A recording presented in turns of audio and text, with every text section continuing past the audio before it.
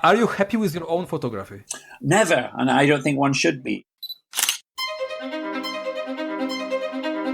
You're listening to Photography Conversations, where Tomash shares with you his comprehensive interviews with passionate photographers and the most innovative photo industry leaders, developers, and influencers. This podcast will help you stay an inspired and well-informed photographer.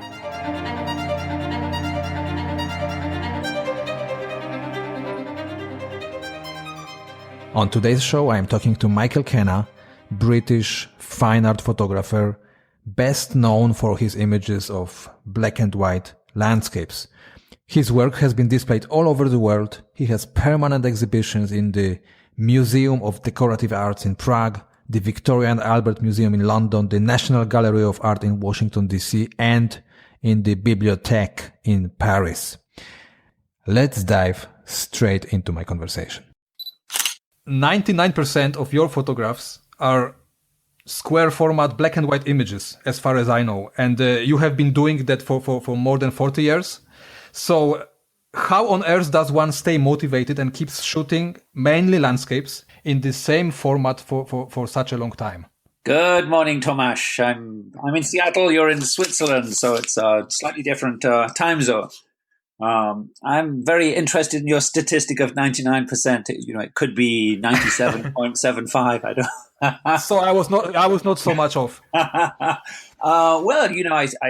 started with many different medias, many different cameras. I experimented with panoramas and 35 millimeters and horizontal and 8x10, 4x5, lots of different ones. For the first 10 years, I used 35 millimeter. I found, as often happens when you're using the same camera over and over, it becomes to be predictable, which has pros. It also has cons because you tend to get a little trapped into those formats. And I moved into the 2.25 medium in the mid-'80s, purposely to break up my rhythm, essentially. And I used a waist level finder, so everything was back to front and slightly upside down, and made photographing a little more difficult. And I think that is one of the keys to photography generally, is that we don't want to get too comfortable at any one time. Now I've been using this camera on and off since the mid-'80s. So yes, 30 plus years. It's a great camera. At the same time, I've experimented with lots of different other formats, and I often use Holgas, little cheap plastic cameras. I often feel that the camera has very little to do with one's photographic journey. It just happens that the Hasselblad I use is really a utilitarian, quite precise, but very basic camera. It comes with its basic functions of lens, body, film back, and viewfinder. And those are interchangeable, so if they break down, I can replace them. It's like an old lawnmower for me. I know the camera very, very well. I don't think it has much to do with the camera in terms of one's passion for photography. I think it has much more to do with one's inner drive to discover, to be curious, to constantly investigate and explore. I can see, using the same camera for the next 200 years and finding sufficient material to keep me motivated for many lifetimes. That has never been an issue with me. There are so many places, so many countries, so many things to photograph and just to look at.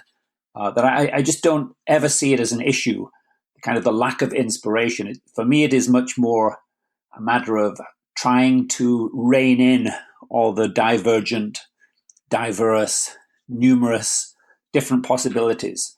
And I would hope that is for everyone. It's just, life is so amazing. The journey is so amazing. There's so many fantastic places to go photograph that it's difficult for me to understand a kind of a lack of inspiration, a lack of drive. I think there's so much out there. When you talk about the cameras, you actually answered my question, which I have here prepared for later. So, because I can imagine that the photographic equipment itself, camera lenses, are relatively low, exactly on your personal priority list. Absolutely, yes. But in order to pursue a certain vision, certain look, or simply a certain format of images, it is necessary to choose the photographic gear accordingly, right? Well, I think, yes. I mean, for me, it wouldn't make sense to use, a digital camera with all these bells and whistles, for example. It's just not my character. I prefer it's like an old, well-worn guitar that I've been playing for years and years and years. Yes, I can go into electronics and GarageBand and all these other things, but when it comes down to the instrument you're using, it needs to be a part of your body almost, a part of your creative function. I have no interest in the gadgetry as such. The simpler the better for my way of working. But that is just me. And as you say, everybody has to choose their own instrument of communication. So for some people, it is, drones and various, new cameras and techniques. And that's perfectly fine. It just doesn't fit with my way of working. What was it that fascinated you about this square format? Because you are mainly known for square format images, right? I would think so at this point, yes. But I certainly wasn't the first 10 years of my career because I didn't use it.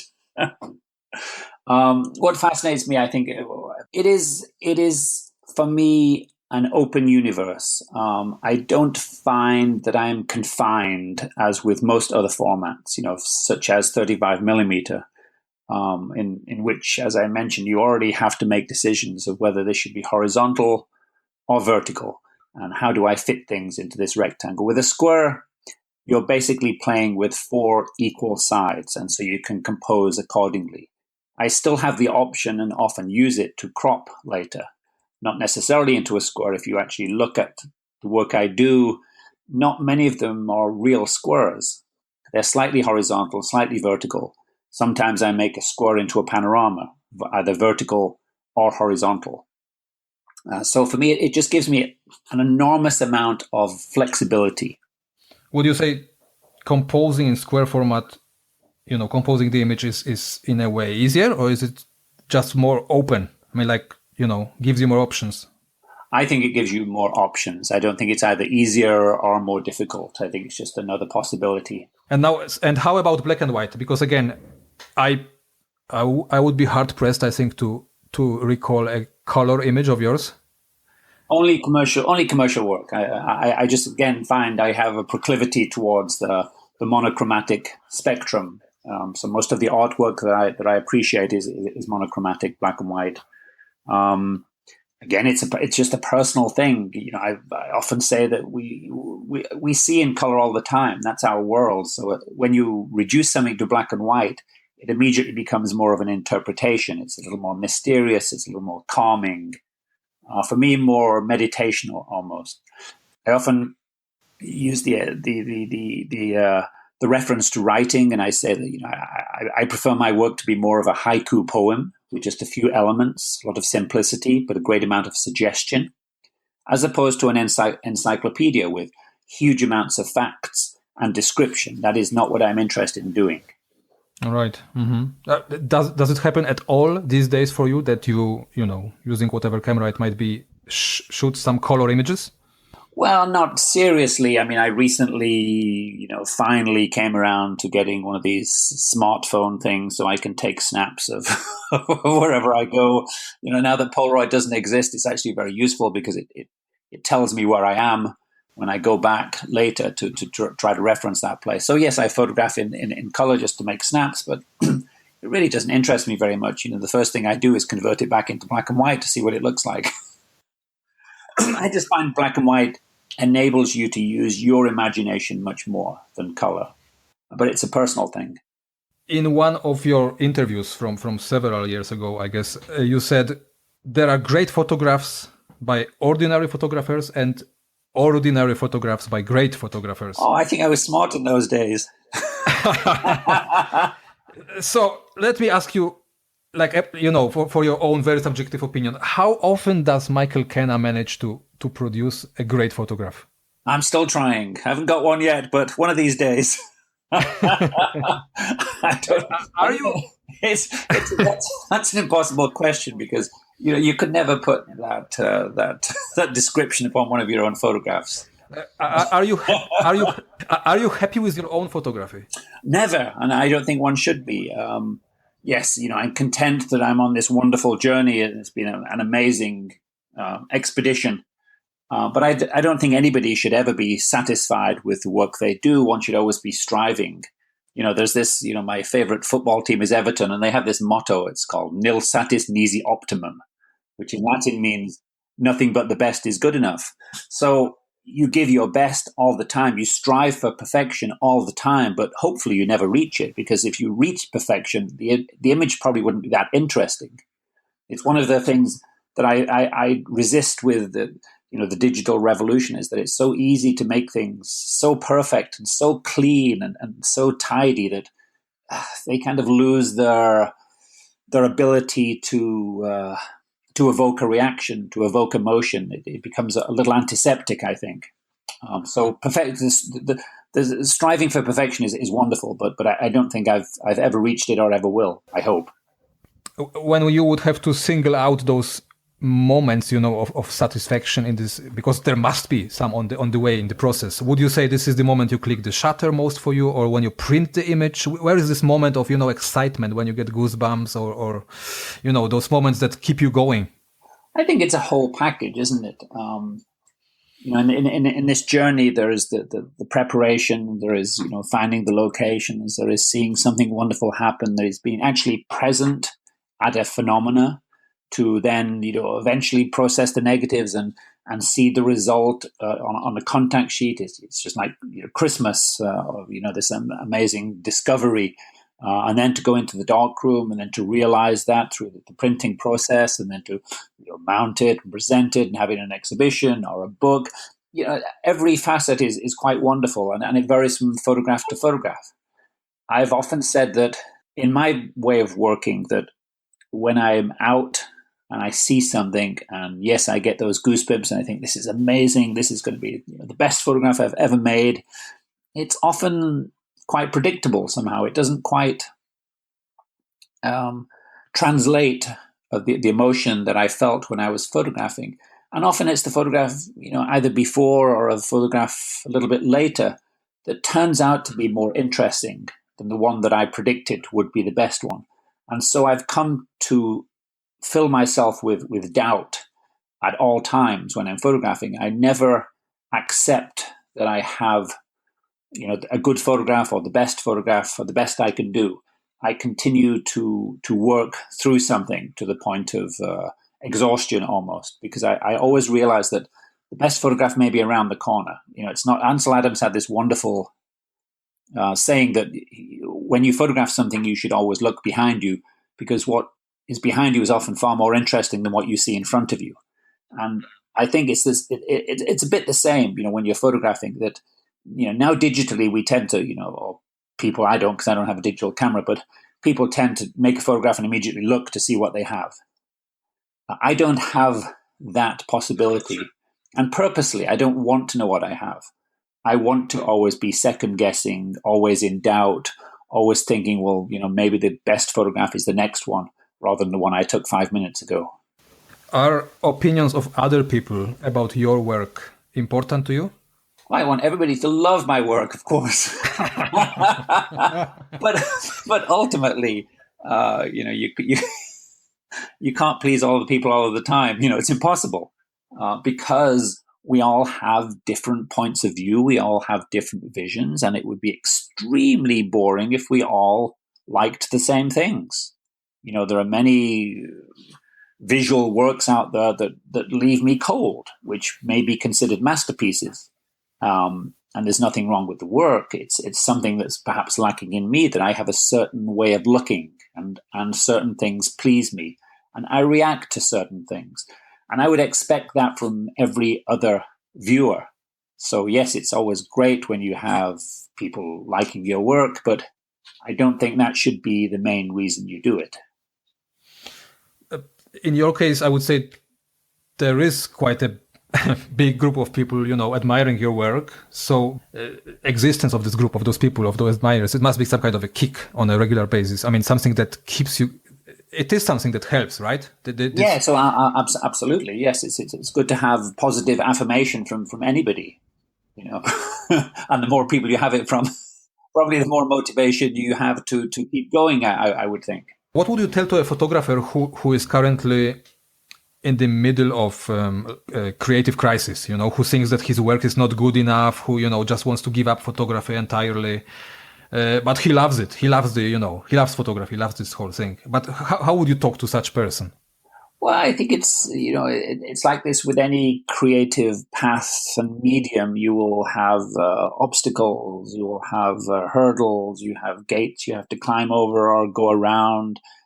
It's necessary, and it's usually at the times of most crises is when you have the biggest breakthroughs, creative breakthroughs. But it takes a lot of determination and passion and self-will and just work. You just have to constantly work. You have to be constantly moving and looking and trying to find new ways of expressing yourself. I think it's inevitable that everybody on a creative path has these crises. But it's when we go back to that first question, even if you're in crisis, it's an amazing thing to do, to be out photographing, to be communicating and enjoying and connecting, with visual subject matter. So I don't have any particular formula of how to get through crisis, except you just work through it. So you would be suggesting to go out and work even harder, because there are some people who actually suggest, taking a break. This is a weird analogy, but I had back issues many years ago, and if you go to one doctor, they'd say you need to have surgery for this. You should stop like running, because I run lots of marathons and things and walk with backpacks, and I just like to be physical. And so one doctor would say, you need surgery for this. We can schedule in. And you go to another doctor and they say, you need to get in the gym and work out and get muscles to protect this area. They're both valid. Which one do you choose? I would always choose the proactive one. I would try to keep going, even faster perhaps, and endure more and kind of build the muscle. And when you're working in the visual arts, you are building muscle. It's kind of fortification almost. The more ideas you have, the more creative expression you put into it, the more you're padded for those times of crisis, in a sense. You have reserves that you can go back to. You're not on the fine edge. Okay, black and white square format. You're also the master of long exposures. Many of your images are very long exposures. Is any of your cameras capturing a long exposure somewhere right now as we are recording this conversation? Unfortunately not. No, it's light here. If it was dark, maybe. Yes, I'd like to leave cameras out in the landscapes, on the roof. If I'm ever in a hotel, I'd like to stick a camera out the window and let it run for 5 or 6 hours and just see what happens. And most times, it's not so interesting, but occasionally you get some very fascinating results that are unplanned and unpredicted, which I like very much. Do you try to photograph every day? No, I don't. I have a very strong home life here. I have children, family, and so I have lots of things to attend to while I'm home. I tend to divide my time into, now I'm a photographer. I'm getting on a plane, I'm going somewhere, the next 10 days, I think, breathe, eat, sleep, photography, and I can do that, and it works very, very well for me. It's a little more difficult when you have all the the aspects of living in a family life, to then also try to be a photographer at the same time. I do all my printing, all my retouching, all my editing, selection process. Lots of stuff here on the home front, but I don't photograph as much when I'm at home. So I can imagine when you go on a trip, when you go photographing, you prefer doing it alone. Yes, that is the best possible scenario for me as a photographer, but not necessarily for all photographers. At the same time, it's always good to have somebody watching your back, so you're not spending the time thinking, is somebody going to steal my camera? How do I find a hotel room? How do I get from here to there? What am I going to eat? There's all these basic things that we have to think about as human beings in this world. And they take away from the focus of photography. So often I travel with a guide. It's not usually a photographic assistant. I don't really need one of those, but I often need somebody to deal with some of the logistics so that I can actually spend my time most efficiently by being a photographer. Wonderful. Michael, the last thing I ask my photography radio guests is to give our listeners an assignment. So something they could, something they could try doing today to give their photography another kick. So would you have an assignment for us? Well, I think back to when I worked for one of my gurus, Ruth Bernhard, a wonderful photographer. And the assignment that she would give to people was to photograph within 10 feet of your bed for a week. Not go anywhere, find what is around you, the gift of the commonplace, she called it. That was extremely difficult for me because I love to jump on planes and go thousands of miles away. So we were constantly kind of arguing about that, which is a good way to explain that, we all have different ways of doing things. What I would suggest, and quite sincerely, is if you have a digital camera, then to tape over the viewfinder so you have no idea what you're getting. I think that is difficult for a lot of people these days because we want instant gratification. For us film photographers, I would actually suggest photographing without a camera. I mean, I've often suggested photographing without film in the camera. So you're going through the process, but there's no final results. It's all in your mind. I think as a photographer, we need to get away from this idea of being a paparazzi, that we always need results, that the end, always justifies the means somehow. I sincerely believe that the journey is powerfully important. It's a crucial aspect of creativity. And if we don't actually see the results, then the creative process goes on in our mind and in our soul, in our heart. And sometimes that's a very, very powerful way of kind of jump-starting, being a catalyst for that creative process. Wonderful advice. Thanks so much. Thank you so much, Michael, for accepting my invitation. And great pleasure, Tomash. You owe me a glass of wine in Switzerland someday.